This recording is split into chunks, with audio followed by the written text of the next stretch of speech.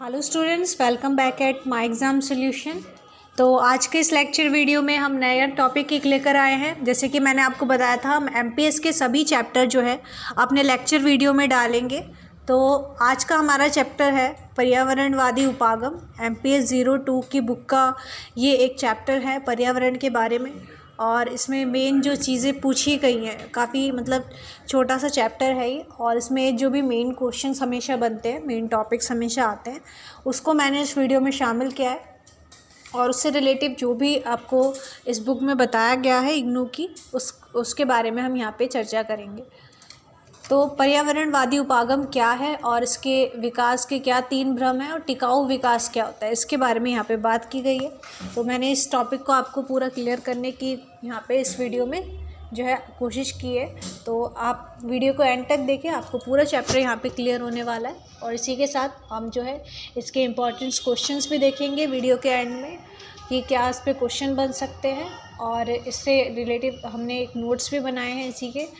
जिसमें कि आपको जो है सभी चीज़ें जिसमें शामिल होगी इसमें टॉपिक में, मैंने सिर्फ इस वीडियो में जो है सारे मेन टॉपिक्स हैं उनको समझाया है आपको। बट अगर आपको उसकी फुल एक्सप्लेनेशन चाहिए तो उसके लिए आप हमसे नोट्स ले सकते हैं, वो आपको प्रोवाइड हमसे लेने पड़ेंगे। यहाँ जैसे कि यहाँ पे व्हाट्सअप नंबर दिया हुआ है, इस पर DM करके जो आप है हमसे नोट्स ले सकते हैं। तो चलिए शुरू करते हैं वीडियो को। तो पर्यावरणवादी उपागम, पर्यावरणवादी उपागम या पर्यावरण से ही जैसे पता चल रहा है कि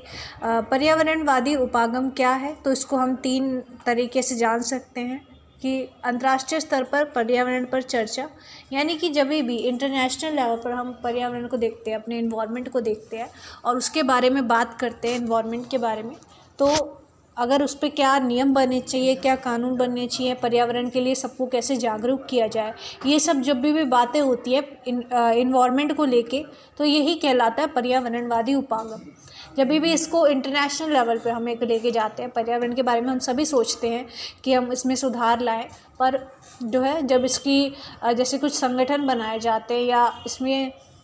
जो भी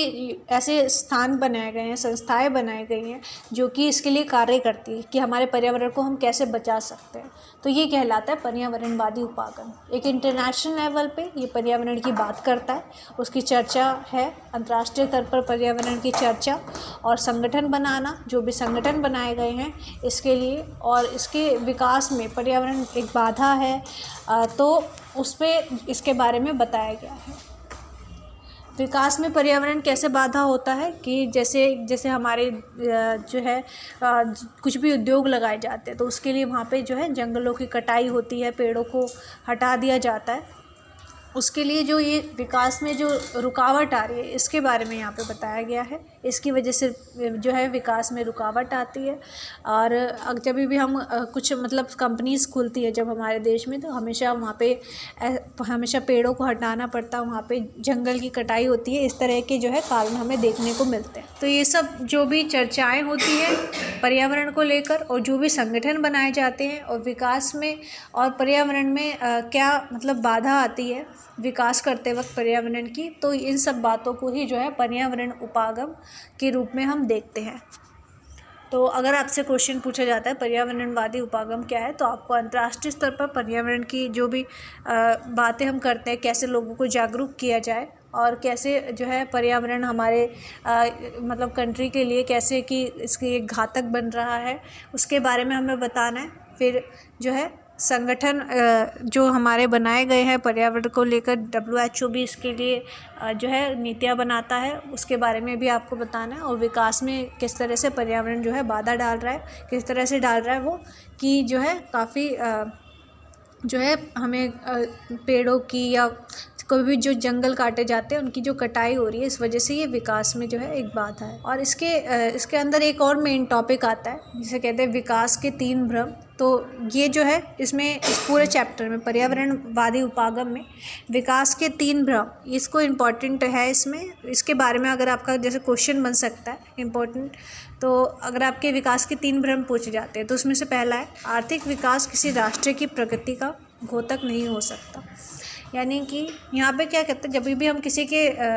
राष्ट्र की प्रगति की बात करते हैं, जब भी डेवलपमेंट की बात करते हैं, तो वहाँ पे सबसे पहले इकोनॉमिक को देखते हैं कि वहाँ की हमें इकोनॉमिक की ग्रोथ कैसे हम कर सके, जब भी हमारा विकास हो सकेगा, कैसे हम जो है अपने जो है देश में इकोनॉमिक्स यानी आर्थिक यानी कि जो भी पैसे से रिलेटिव चीज़ें होती हैं हम उसके बारे में सोचते हैं अपना विकास करने के लिए। पर यहाँ पे इस राय को जो है गलत बताया गया है, घातक बताया गया है कि एक आर्थिक विकास ही कैसे एक राष्ट्र की प्रगति बन सकती है। बल्कि यहाँ पे अगर उस आर्थिक विकास के साथ साथ ही अगर हम पर्यावरण को नहीं देखेंगे, अगर हम सामाजिक मुद्दों को नहीं देखेंगे, जो समाज में और भी मुद्दे हैं, तो वो भी तो विकास जो है में एक बाधा डालेगा। तो यहाँ पे सिर्फ हम आर्थिक विकास को ही क्यों जो है प्रगति का एक जो है एक मानते हैं कि आर्थिक विकास द्वारा ही हमारी प्रगति हो सकेगी हमारे देश। तो यहाँ पे ये क्या कहता है कि हमें पर्यावरण मुद्दे जो होते हैं और जो भी सामाजिक मुद्दे होते हैं, सिर्फ पर्यावरण ही नहीं, जो भी सामाजिक मुद्दे होते हैं उनको भी हमें उन पर भी बात करनी चाहिए, उनको भी जो है एक हमारे विकास के लिए मेन कारण हम मानते हैं। और दूसरा है मुक्त बाज़ार निर्धनता में वृद्धि को रोकता है, यानी कि विकास का एक और भ्रम माना जाता है कि जब भी हम जो है ओपन मार्केट कर देते हैं, यानी कि मुक्त बाज़ार व्यवस्था जब हम स्थापित कर देते हैं, तो इससे क्या होती है, निर्धनता दूर होती है। पर ऐसा नहीं होता है, क्योंकि जब भी हम मुक्त बाज़ार कर देते हैं तो इसमें क्या होता है, लोग अपनी मर्ज़ी से जो भी ख़रीदना चाहते हैं, बेचना चाहते हैं, और जो भी उससे उनको लाभ होता है वो अपना उससे लेते हैं। पर अगर ऐसा हो जाएगा तो इससे क्या है, सिर्फ जो ज़्यादा लोग फ़ायदा जिनका हो रहा है सिर्फ उन्हीं का होता रहेगा, और जो लोग गरीब हैं उनका ऐसा फ़ायदा नहीं हो पाता है। क्योंकि अगर जब इसमें राज्य अपना कानून लागू करती है, अगर हम मुक्त बाज़ार करते हैं तो इसमें कोई कानून नहीं होता है, ये सिर्फ जो है लोग अपनी मर्ज़ी से काम करते हैं। पर जब अगर इसमें सरकार का हस्तक्षेप आ जाता है तो सरकार क्या करती है, जो भी ज़्यादा फ़ायदा कमा रहा है ओपन मार्केट से, मुक्त बाज़ार से, तो उन पे कर लगाती है। उनको कर से जो फ़ायदा होता है सरकार को, वो किसको दिया जाता है, निर्धन को दिया जाता है। तो यहाँ पे बताया गया है कि मुक्त बाज़ार जो है सिर्फ निर्धनता में वृद्धि नहीं कर सकता, मुक्त बाज़ार के ज़रिए जो है हम निर्धनता को दूर नहीं कर सकते, और इसके लिए क्या करना पड़ेगा, राज्य को हस्तक्षेप करना पड़ेगा। और सिर्फ हम मुक्त बाज़ार को ही नहीं कह सकते कि ये जो है गरीबी को मिटाएगा। तो इसलिए इसे एक भ्रम बोला गया है विकास का दूसरा भ्रम है ये। और विकास का तीसरा और लास्ट भ्रम जिसे कहा जाता है वो है कर के द्वारा संपत्ति अर्जित की जा सकती है। यहाँ पे बताया गया है कि जो है कर के द्वारा यानी टैक्सेस के द्वारा, जैसे कि ओपन मार्केट में भी मैंने आपको बताया कि जैसे सरकार कर लगा के जो है गरीबों में बांटती है, जो भी उसको फ़ायदा होता है कर से, तो कर के द्वारा हम जो है हम संपत्ति को अर्जित नहीं कर सकते। और जैसे हम किसी भी देश को जब हम टैक्स देते हैं, ये इंटरनेशनल लेवल की बात हो रही है, आपकी जो बुक है अंतर्राष्ट्रीय स्तर पर ही, मतलब इसमें सब चीज़ों की बात की गई है, अंतर्राष्ट्रीय संबंध इस बुक का पूरा नाम ही उसके ऊपर है। तो अगर हम कर की भी बात करते हैं तो ये इंटरनेशनल लेवल पे हो रही है। जब दो देशों के बीच कुछ भी संधि होती है या कुछ भी, वो एक दूसरे को जो भी है विकास करने के लिए जब उनके बीच मुद्रा का आदान प्रदान होता है, कर दिया जाता है, तो उसकी बात यहाँ पे हो रही है। तो अगर हम एक देश दूसरे देश को जब कर देता है तो उसमें क्या होता है, उससे संपत्ति हासिल नहीं की जा सकती, यहाँ पे ये बताते हैं। क्योंकि वहाँ पे क्या होता है, जब हम किसी दूसरे देश से कर ले रहे हैं तो कभी कभी ऐसा भी होता है कि उससे हम जो है और कर के नीचे और दब जाते हैं, और वहाँ की जो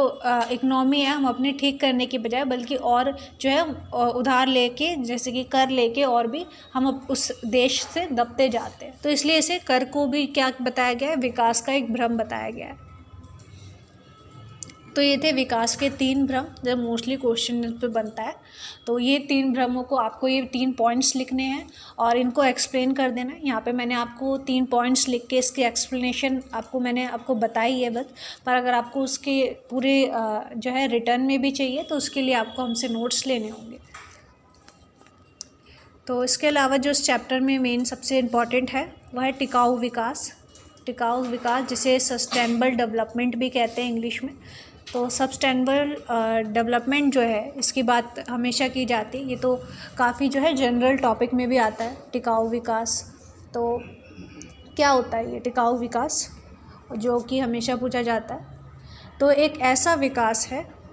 ऐसे टिकाऊ विकास का मतलब अभिप्राय ऐसे विकास से है जिसमें वर्तमान पीढ़ी की आवश्यकताओं को पूरा करते हुए भावी पीढ़ियों की आवश्यकताओं एवं हितों पर समुचित ध्यान दिया जाता है। यानी कि यहाँ पे क्या बात की जाती है टिकाऊ विकास के अंतर्गत, जब भी हम जो है अपने वर्तमान में जो भी उनकी लोगों की आवश्यकता है, कुछ भी अगर वो करना चाहते हैं अपने पर्यावरण से रिलेटेड, जैसे कोई भी कंपनी अगर हमारे यहाँ खुलती है तो उसके लिए जैसे कि मैंने आपको बताया कि हमारे यहाँ कुछ भी जंगलों की कटाई की जाती है और लकड़ियों की आवश्यकता होती है कुछ भी काम करने के लिए, फर्नीचर बनाने के लिए, तो इन सब की कटाई होती है। तो ये सब जो है प्रेजेंट में तो हम इसका यूज़ करेंगे ही, पर हम इसको कैसे बचा सकते हैं, कैसे जो है इसको बचाकर हम अपनी भावी पीढ़ियों के लिए भी, आने वाली जो हमारी पीढ़ियां हैं उनके लिए भी हम रख सकते हैं, कैसे, उसके बारे में यहाँ पे टिकाऊ विकास में बात की जाती है कि हम जो है अपनी वर्तमान की आवश्यकताओं को भी पूरा करेंगे, पर इतना उसका यूज़ नहीं करेंगे इन चीज़ों का, अपने इन्वायरमेंट का, अपने जो भी पेड़ पौधे हैं इनका, नेचुरल चीज़ें जो हैं उनका इतना यूज़ नहीं करेंगे कि ये जो है भविष्य के लिए हम ख़त्म ही कर दें, क्योंकि हमें इसे अपनी पीढ़ियों को भी देना है, आगे वाली जो हमारी जनरेशन है उसके लिए भी हमें बचाना है, और ये जो है हम अपनी वर्तमान आवश्यकताओं को पूरा करते हुए ही करेंगे। तो ये टिकाऊ विकास था, जिसे सस्टेनेबल डेवलपमेंट गोल्स भी कहा जाता है। और 18-19 सेंचुरी में 18वीं एवं 19वीं शताब्दी में यूरोप में वनों की वाणिज्यिक उद्देश्य में काटा जाने लगा था। इसकी शुरुआत मतलब यहाँ से हुई थी कि यूरोप में क्या हुआ था, जब 18वीं 19वीं शताब्दी में क्या हुआ था, औद्योगिक क्रांति हुई थी, नए नए उद्योग खुलने लग गए थे। तो नए नए उद्योग जब खुलने लग गए तो वहाँ पे क्या किया जा रहा था, जंगलों को काटा जा रहा था। तो और ये सबसे ज़्यादा कहाँ हो रहा था, यूरोप में फैल रहा था ये, कि यूरोप में जो है वनों की कटाई हो रही थी। तो इसके लिए जो है तो वहाँ के लोगों ने काफ़ी जो है इसके लिए आंदोलन भी किए गए, क्योंकि जो औद्योगिक क्रांति हुई थी, नए नए उद्योग खोल रहे जाते, उसके वजह से इन्वायरमेंट पे जो है काफ़ी बुरा असर पड़ रहा था। और इसके लिए तो इन्होंने, वहाँ के लोगों ने भी और विदेश के लोगों ने इसके लिए क्या सुझाव निकाला था, ये यहाँ पे बताया गया है। उस समय ये नवीन विचार बहुत ही सरल था कि काटे गए वनों के स्थान पर यदि पर्याप्त मात्रा में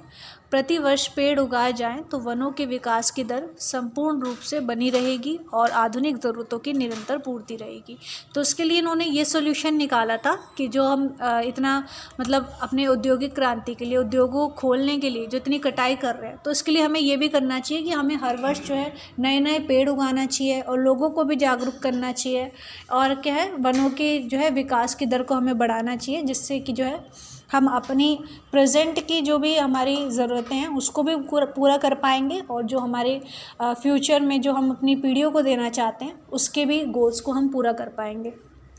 तो ये था पूरा जो है सस्टेनेबल डेवलपमेंट आपका, और टिकाऊ विकास इसे हिंदी में कहते हैं, हमेशा क्वेश्चन बनता है। तो ये इसकी शुरुआत कहाँ से हुई थी, यूरोप में हुई थी 18वीं 19वीं शताब्दी में, जब औद्योगिक क्रांति आई तब इसकी शुरुआत हुई थी। और उसके बाद जो है इसमें क्या सुझाव निकाला था वहाँ के लोगों ने, ये आपको बताना है फिर, कि हम हर वर्ष पेड़ लगाएंगे।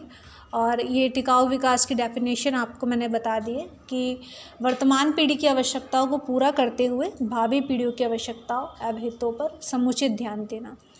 तो ये कहलाता है टिकाऊ विकास। इसके ऊपर अगर क्वेश्चन बनता है तो आप आराम से ये पूरा लिख सकते हैं,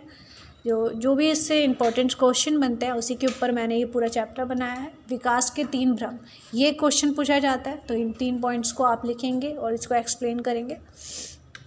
और अगर आपका क्वेश्चन बनता है पर्यावरणवादी उपागम, तो इसके अंदर क्या क्या आता है, अंतर्राष्ट्रीय स्तर पर जो भी चर्चा होती है पर्यावरण को लेकर, और जो भी संगठन बनाए जाते हैं, और विकास में पर्यावरण बाधा क्या है ये आपको बताना है, जो कि मैंने आपको बता दिया है। और इसके अगर आपको फुल आपको एक्सप्लेनेशन चाहिए ब्रीफ में इसका, तो आप जो है हमसे नोट्स ले सकते हैं। तो स्टूडेंट्स, अगर आपको वीडियो पसंद आई हो, हमारा चैप्टर आपको अच्छा लगा हो, तो आप वीडियो को लाइक करें, और आप जो है हमें कमेंट में बता सकते हैं अगर आपको कुछ भी ऐसा है जो आपको इसमें डाउट होता है, आपको नहीं समझ आता है, या फिर आपको कोई और कॉन्सेप्ट है आपका जो आपको जिसके ऊपर चैप्टर चाहिए अगला, वो भी आप हमें कमेंट में बता सकते हैं। तो thank you so much students, video को एंड तक देखने के लिए।